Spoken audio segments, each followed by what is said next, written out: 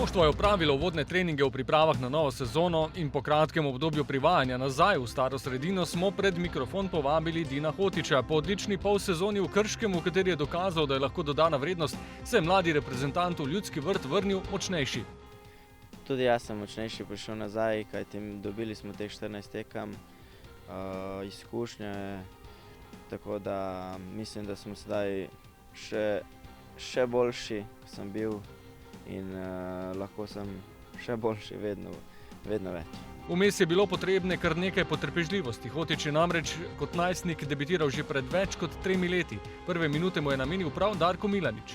Po 3 nastopih pa je potem sledilo nabiranje minut v različnih kategorijah. Šlo je zelo hitro, ampak potem se je kar ustavilo. Potem se veliko naučiš in se mogel samo naprej stremiš.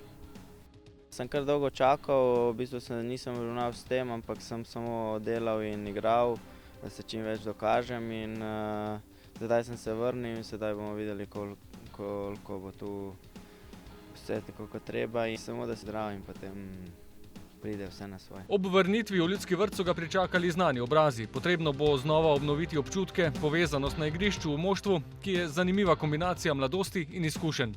Jaz mislim, da je to zelo dobra zmes, kajti mladi pač dajo to neko energijo in vse, neko tempo in to.